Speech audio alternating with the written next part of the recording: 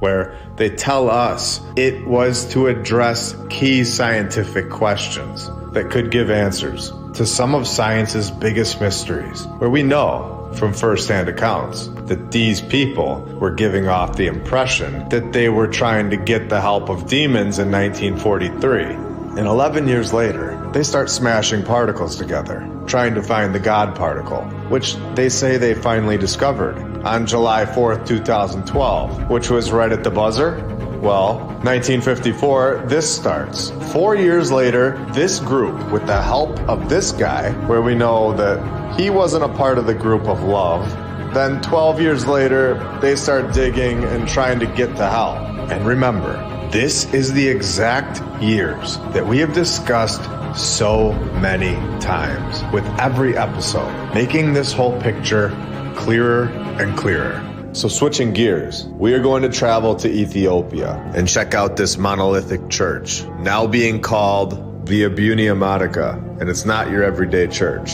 This one is situated at a height of 8,460 feet and has to be climbed on foot to reach, where it is notable for its dome and wall paintings dating back 1,600 years, supposedly. Again, making up any date they'd like, where this one is according to the local legend, where they just went over and asked the guy working at the local Walmart. This was his take on it. No, I'm kidding, of course, but shows that a local legend is not factual evidence. This is where it's located, and I want to remind you all, and we've seen so many times, just like in the Indian caves, where these may just be entrances to a melted overall structure. This could have easily been a massive palace, where nobody was climbing 8,460 feet in the air, traversing steep sandstone pinnacles and sharp sheer drops just to enter it.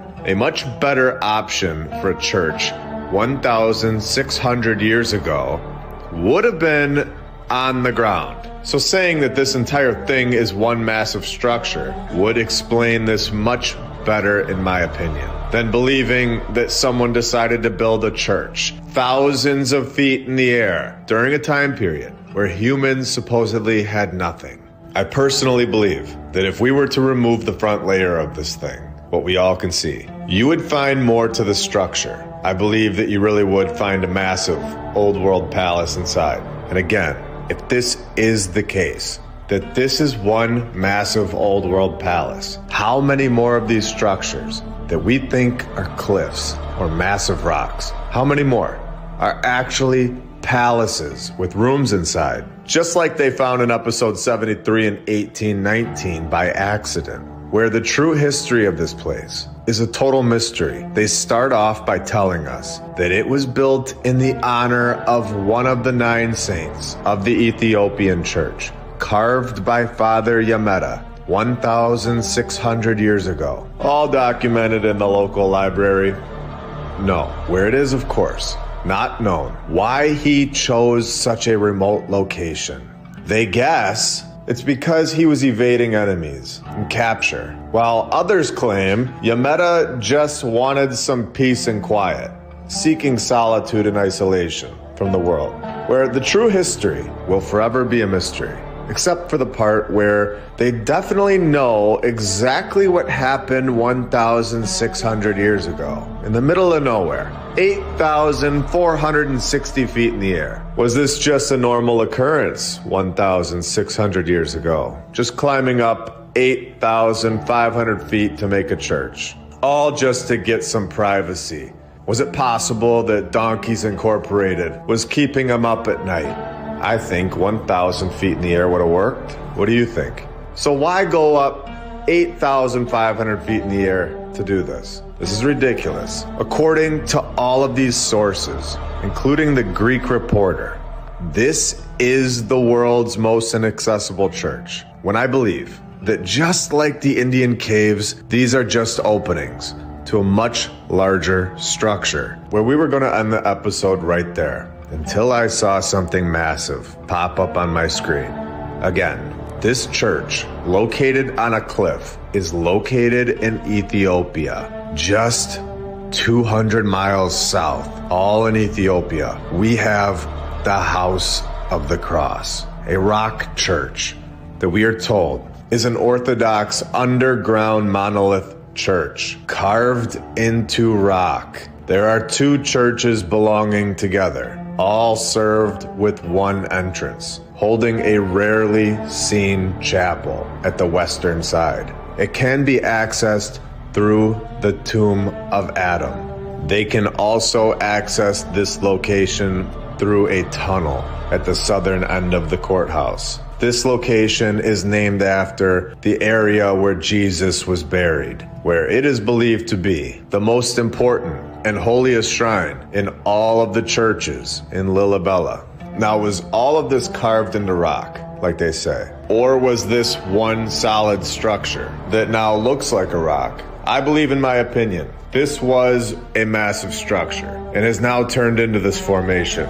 Between 2005 and 2009, the University of Cape Cod did over 1,200 laser scannings and acquired a 3D model of this entire place. They were able to find that this place was so much bigger underground, which in my opinion proves that we are correct, showing that this place was situated on ground level. These were not tunnels. And now, after an event took place worldwide, which we have seen countless times, this event burying a lot of the previous civilization's work. Does this structure, the Bet Georges, look like something that was covered by mud? Does it not resemble exactly what we've seen in India when the mainstream tells us that these are carved into the rock? Are we beginning to get closer to our true history? Are we beginning to see that the previous civilization's work, a lot of it, is not only in palaces that we can go and see, but also right below our feet, possibly in every single city in the world, possibly right below your feet right now? Do you remember what we found in Lalibela today?